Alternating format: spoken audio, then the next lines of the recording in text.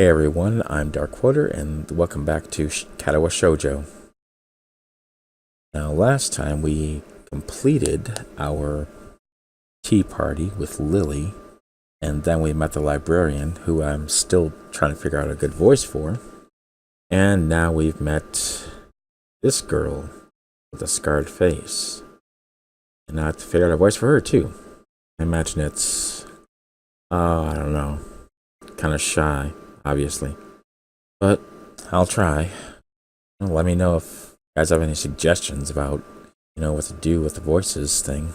So many people try to keep track of, My eyes still wander to her direction, and I sneak peeks at her flowing hair and the scars it's hiding. That's not how you spell it's. Well, not in that case. After a while, I realize that she's doing the same, and only pretending to immerse in life of Pi. Is that so? Her gaze is not inquisitive at all, though. It darts around like a scared rabbit. I would think so. When our gazes finally meet, the chain reaction is unstoppable. She stands up forcefully from the beanbag and takes a deep breath. I? I've got to go do something. She probably has to go to the bathroom, doesn't she? Yep, happens all the time. Without warning, Hanako takes off and runs toward the counter. Her hair-like takeoff catches me so off guard that I don't manage to go after her until she has a good head start. By the time I reach the counter, she is nowhere to be seen. Lily and Yuko are happily chatting away. Knowing that I won't be able to catch Hanako myself, I approach the girls. Hey, did you say, notice a girl run past you? Maybe. What did she look like? Long, dark hair, kinda shy. She had, some scars on her face. You wouldn't be talking about Hanako, would you? Yeah, that's her. I saw her reading and tried to talk to her, but I think I scared her off or something. Oh dear. Yuko, would you excuse me? I had better try and find her.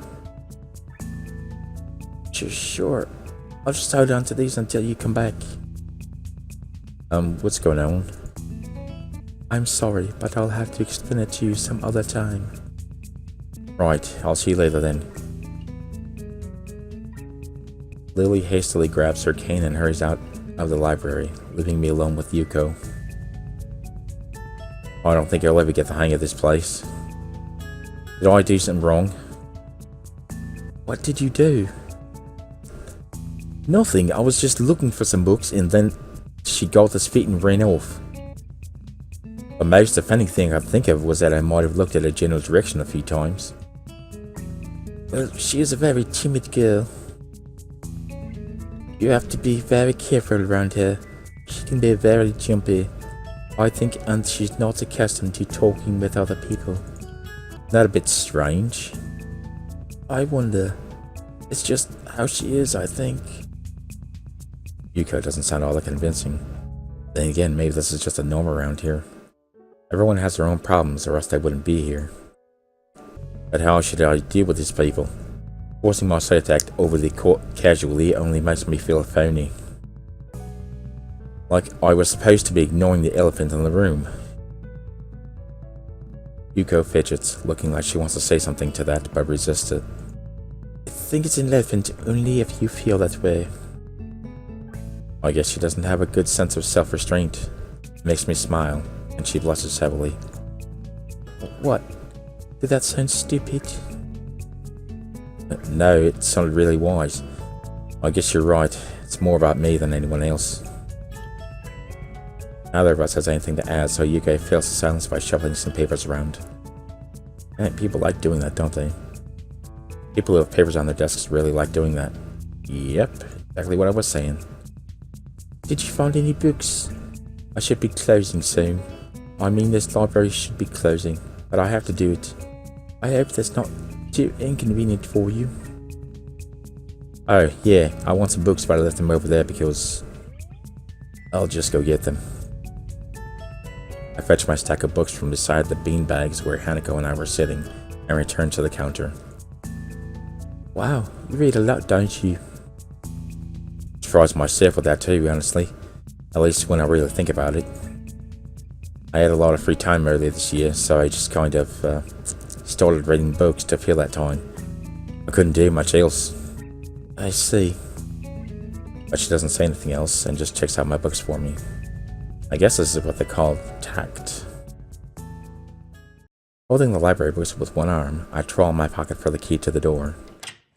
A sudden sound from behind startles me, making me nearly drop the books I'm carrying, or the key that I almost managed to get into the lock. Who is it? It's Harry Potter. Tell me, Mr. Potter, do you think you belong at this school? I turn around to see who is talking to me. It's Kenji. He seems to be in a friendly mood, although the light glinting of his glasses in the dark gives him a sinister look. Oh, it's one of those, isn't it? It's just me. This makes him pause and lick his lips nervously. What, is he gonna eat me? Who's me? I don't know anyone called me. Are you some new guy again? His voice is suddenly strained and quick. Yes, but we've met before. Yesterday. I don't think so. I remember someone who I only met yesterday. When was that? What day is it today? I try to ignore him. Is he joking or what? Proof that we've met before. You live across the hall. You're Kenji. Kenji jumps back, his eyes filled with an uncomprehending fear. Are those little beady eyes there? Alright. How do you know my name? Damn, this can only mean one of two things. Either we have met, and you're telling the truth, and I just can't remember it, or you were a spy. He pauses. A psychic spy. His eyes dart around me, trying to peek into my room, although it's hard to believe he can see anything through his thick glasses. His mood swung from friendly to manic in less than a minute. I'm not psychic. How do I know that? I'm not a mind reader. Kenji points a finger in my face damningly. Unlike you! Stop that, man. We met yesterday. What's wrong with you? I'll leave in this room. Lies! You think you can pass as Hisao because I'm legally blind? You're sorely mistaken. You don't even look like him. I mean, the resemblance is real slim. Maybe at a distance, but who do you think you're kidding? I want to grab him by the shoulders and shake him. Exasperated, I rub my eyes and let out a heavy sigh. Stay there! Whoa, a little too close, buddy. Kenji comes closer, one careful step at a time. I stay still, lest he assault me physically, although I doubt he could do much damage even if he did. That's right. Oh wait, I see now. Damn, it really is you. Sighing again, and then once again for good measure, I step backwards just in case. What's up, man? You don't look too good, I think. Something wrong? I don't know. Just had something stupid happen to me. A few stupid things, actually. Even if you discount this one. I can't get a proper touch on other people here. I have no idea if it's because of me or because of them.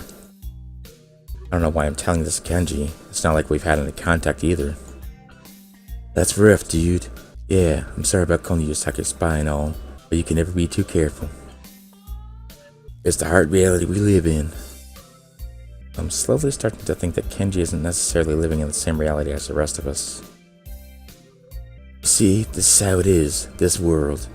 There is no justice, you see? Even when I lose, I win, because I don't lose the lesson. And see, I got this death note. This way I'll never lose permanently. And anybody I don't like, I'll just send them to Justice Town. By the way, what is your full name? What does that even mean? It doesn't matter. He dismisses it flatly with a wave of his hand. I guess I'll never learn about the death note. So what happened? Why the long face? Do you have a long face? Or is it short? Or tall? Or wide? Or pruny? Or cranberry? It's nothing. I just scared some girl off accidentally. Literally too. She actually ran away from me. It was my fault really, I think. We're not really used to all this yet. A girl? A cute one? Cute? That's a hard question. She had a nice body and really beautiful hair, but the face... I guess it could go either way. Yeah, let's be nice. I'd say she was cute. Yeah, cute, I guess. I knew it. There are a lot of cute girls here. A strangely disproportionate amount. I believe this is one of the dark secrets of this school. That's a dark secret? Alright. I tried to warn you, man, but did you listen? No. And now I have this death note that I have to write your name in, just to prove that you're not a spy. Oh well, so what was your name again? Hisao Smith? I don't remember any such warning. Dark secrets. Yes, dark secrets. Extremely dark. Like a black hole. Like my butthole. In the night. Have you noticed that the number of girls in the school is slightly but significantly higher than the number of boys? It's like 60-40. He turns his head to the left and stares off into the distance at nothing. Why is it like this? I mean, to the untrained eye, it doesn't appear to be that bad, but that is a full of 20%. I remember back in the old days when it was just an all-boys school. Man, I miss those days when I was casting spells with Mr. Snape, and when I was doodling in the Death Note and random people died. Man, those were fun times. I wish we could go back to that. Now I got the Shinigami on my back. What am I gonna do? One would think that a school with such a huge pool of women would be a man's dream. But no, it's not, because they all want to kill me. I, Mr. Kenji Potter. What I'm about to tell you could blow your mind. Are you ready? I don't know where this is going, but I think I won't be missing much by cutting out now.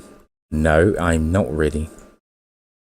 I only get as far as turning the doorknob before Kenji starts talking again, showing that he really doesn't care if my mind is blown or not. I gotta switch those words around, but I believe that this school is a battleground, the site of a feminist infiltration, and they're gonna don battle suits and fight to the death in virtual reality. This is the school's purpose. They take you to the accelerated world and have you do battle against other students until your battle points go to 0, and then you die.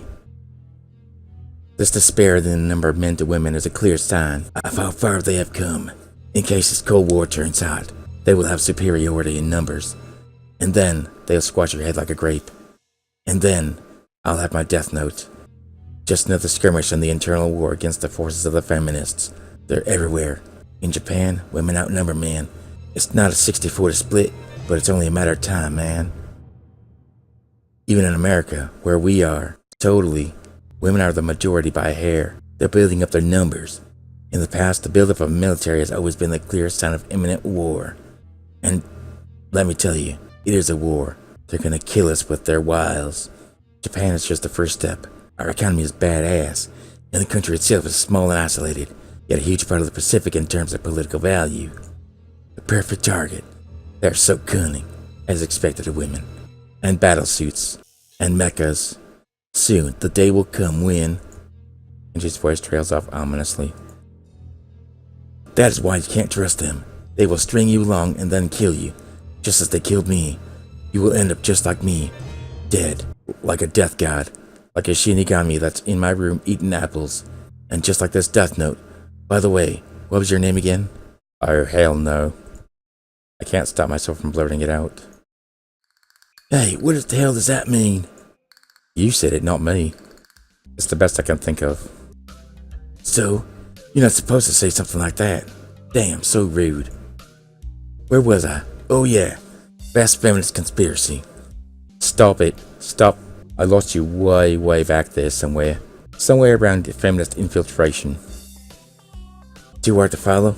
It's cool. I have some graphs and stuff in my room. And puppets. You like puppets? You like puppets in your butthole? I got a whole stack of them just ready to go inside your butthole. No puppets. You don't like puppets? Okay. Graphs are still cool though, right? And I got pie charts, I got tables, I got Excel spreadsheets, I got everything. Everything you need for your classes. He speaks energetically, responding almost before I'm done talking, moving his hands in an animated way as he continues to rant on, even though there is no animation on the screen.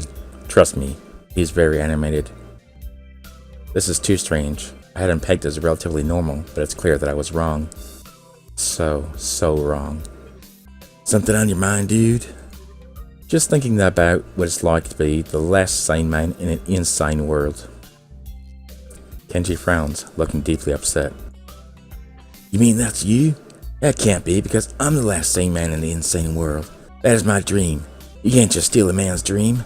Not when I'm at wizard school with this cape and these eyeglasses and this scarf and my stuck-up hair. You can't just steal a man's hair. What the hell? There can't be two last sane men. It would invalidate the whole last part, and that part is kind of important. We should be the lone gunman. There can only be one, like in that foreign movie where there could only be one, and in the end, there's only one dude left, except there was more than one. There were two, then there were more, then there was a one, then there was more, then there was one, then they went to another dimension, because that was the point. And what was my point? I've never seen anyone talk so heatedly and so defensively about absolutely nothing before.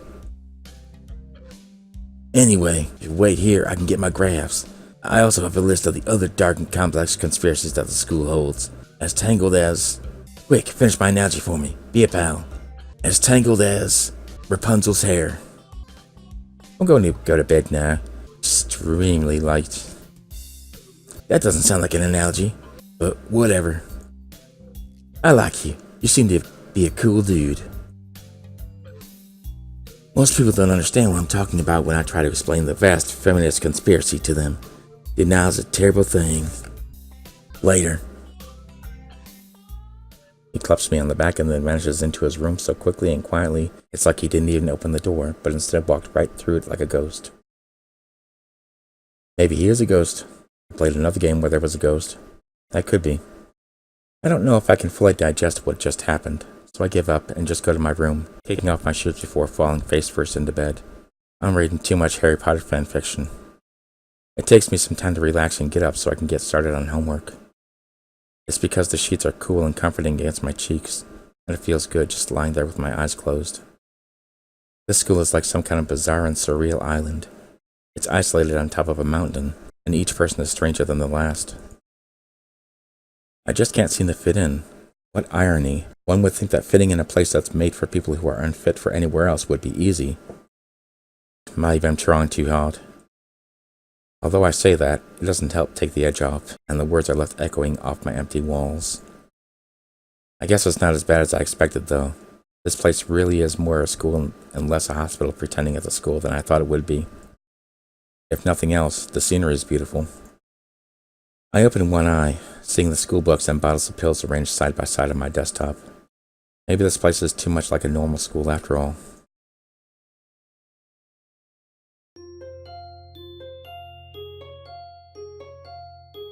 Katawa Shoujo.